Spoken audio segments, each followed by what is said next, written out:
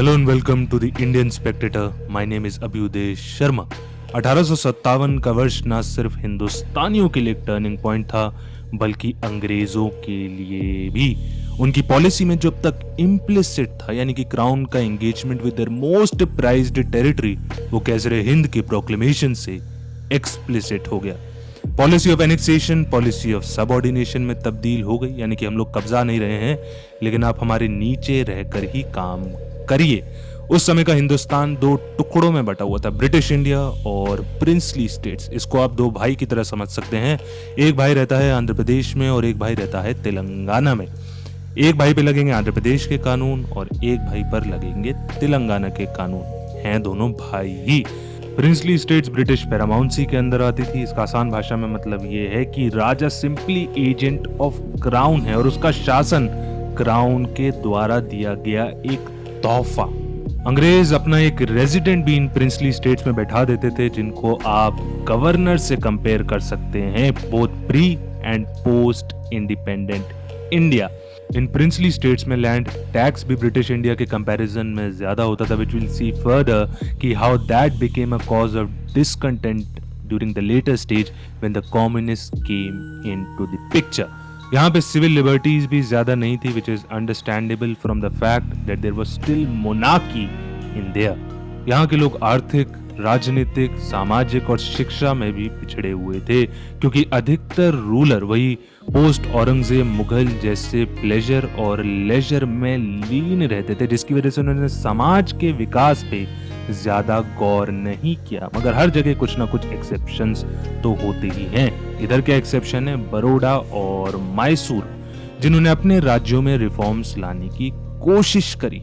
बड़ौदा के महाराजा तो नेशनलिज्म से सिंपैथी भी रखते थे, जो अंग्रेजों को खटकता भी था। Now this is a three-part series. In the first part, that is this video, I'll tell you कि how the Congress policy evolved with respect to the princely states and how the freedom struggle was different in the princely states from that of the British India. And in the second and third part, हम लोग राजकोट और हैदराबाद की अलग-अलग बात करेंगे.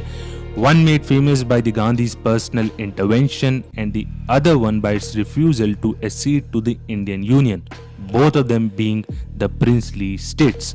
पड़ोसी चाहे देश हो, राज्य हो या फिर घर, एक दूसरे को इम्पैक्ट तो करते ही हैं।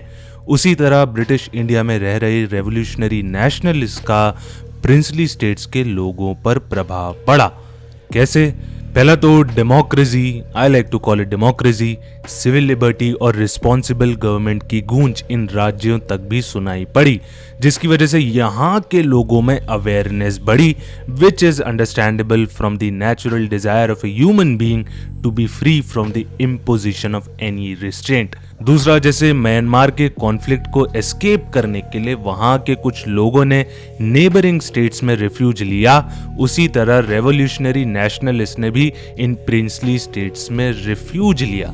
अब जाहिर सी बात है, पीपल टू पीपल कांटेक्ट बढ़े और धीरे धीरे प्रिंसली स्टेट्स के लोगों ने अपने आप को ऑर्गेनाइज करना स्टार्ट कर दिया through political associations. To have an idea how important that is in a democracy, it was included in the fundamental right, that is the right to form an association under Article 19 Clause 1 Sub Clause C. In political associations को प्रजा मंडल कहलाया जाने लगा। प्रजा मतलब कि people and Mandal means कि जहाँ पे लोग इकट्ठा हो रहे हैं, which in English translates to States People Conference। अब आज़ादी की बात हो रही हो और कांग्रेस की बात ना हो, ऐसा कैसे हो सकता है? कांग्रेस की पॉलिसी ब्रिटिश इंडिया और प्रिंसली स्टेट्स में इनिशियली अलग अलग और एक आर्म्स लेंथ डिस्टेंस पे थी।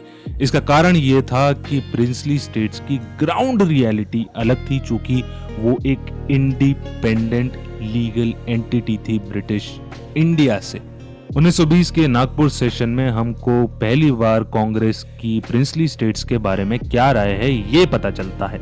उन्होंने कहा कि आप लोग कांग्रेस के मेंबर बन सकते हो और हम लोग आपके राजाओं से भी ये डिमांड करते हैं कि आपके राज्यों में एक रिस्पॉन्सिबल सरकार बने, मगर आप लोग कांग्रेस का नाम लेकर नहीं लड़ सकते, सिर्फ और सिर्फ इंडिविजुअल कैपेसिटी में या फिर लोकल पॉलिटिकल ऑर्गेनाइजेशन के under.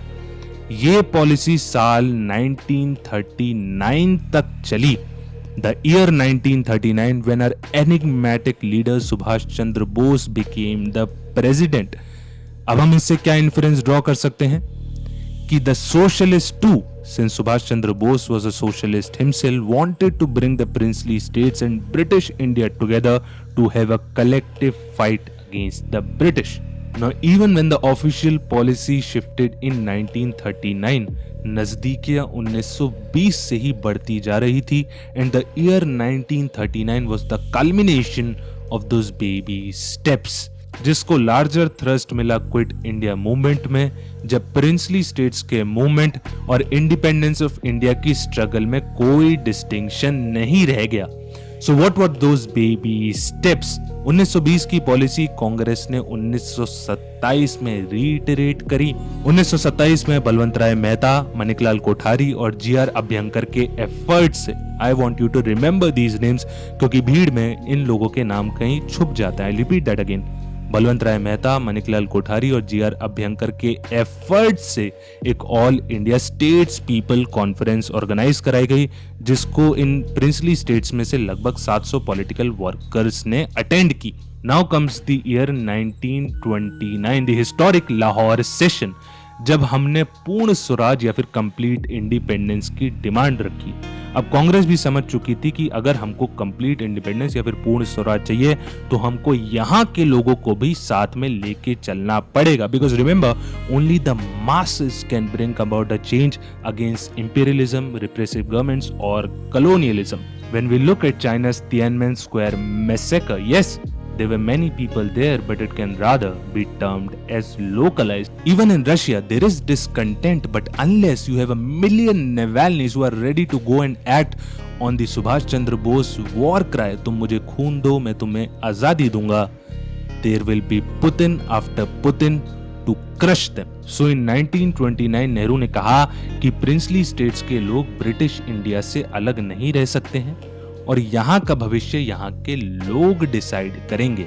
Okay, now let's enter into the 1930s. Two major changes happen in this decade. Number one, Government of India Act 1935, जिसने फेडरेशन की बात करी. आपने कई बार न्यूज में सुना होगा कि कई राज्यों के लीडर ये कह रहे हैं कि देश में फेडरलिज्म कमजोर हो रहा है. फेडरलिज्म का आसान भाषा में मतलब ये होता है कि सेंटर और स्टेट बराबर हैं. इस एक्ट में प्रिंसली स्टेट्स को फेडरल लेजिस्लेचर जैसे कि लोकसभा में 1/3 सीट्स दी गई. दिक्कत यहां नहीं है, दिक्कत यहां है कि प्रिंसली स्टेट्स के राजा इन 1/3 सीट्स पे नॉमिनेटेड लोग बैठाएंगे. इंडियन नेशनल कांग्रेस और all India state people conference समझ गई कि ऑलरेडी राजा पहले से ही अंग्रेजों के प्यादे हैं, as I told you earlier, कि सिंपली एजेंट्स ऑफ क्राउन, और हम कब से एक रिस्पॉन्सिबल गवर्नमेंट की डिमांड कर रहे हैं और यहां पर भी ये लोग नॉमिनेटेड बंदे बैठा रहे हैं. ये तो हद ही हो गई. और दूसरा था 1937 का चुनाव, जब कांग्रेस ने मेजॉरिटी ऑफ द प्रोविंसेस में सरकार बने. अब राजा भी समझ गए कि कांग्रेस सिर्फ एक ऑपोजिशन में बैठी हुई पार्टी नहीं है, बल्कि सत्ता में आ गई है और ये आसपास की स्टेट्स में चीजों को अच्छे से इन्फ्लुएंस कर सकते हैं. Now post 1937 comes the Second World War in 1939.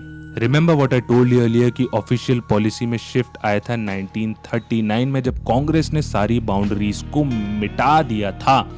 Here it would be apt to quote Mahatma Gandhi, who said कि the policy of non-intervention was a perfect piece of statesmanship, जब वहां के लोग जागृत नहीं हुए थे. अब जब यहाँ के लोग जागृत हो गए हैं तो ये पॉलिसी एक कायरता होगी. उसी साल 1939 में all India state people conference के लुधियाना सेशन में नेहरू जी को प्रेसिडेंट चुना गया. Now we are in the middle of the Second World War, so there was less tolerance of any political activity in both British India and the princely states, and therefore the British government armed themselves with the Defence of India rules.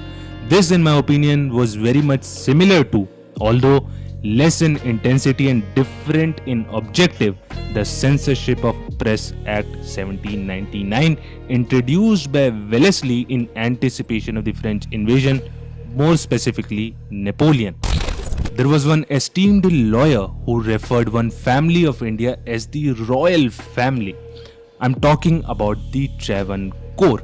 अगर हैदराबाद और जूनागढ़ ने आज़ादी के वक्त अपना रंग दिखाया था, यानी कि they hesitated to be part of the Indian union, उसी तरह ट्रेवनकोर भी था. तो हिस्टोरिकल एविडेंस के हिसाब से they don't deserve that prefix or the respect. Even constitutionally, when we have the Article 14 which talks about the right to equality and Article 18 which talks about the abolition of titles except the armed forces or the educational achievements, the only thing royal is the kingdom of God. On one hand, you refuse to call Gandhi as Mahatma because you feel betrayed, and if betrayal is the sine qua non, then every so-called royal family who resisted the attempts of integration with the Indian Union deserves no respect, neither in letter nor in spirit.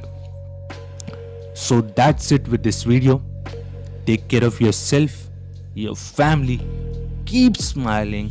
Have a good, loving, and a peaceful day.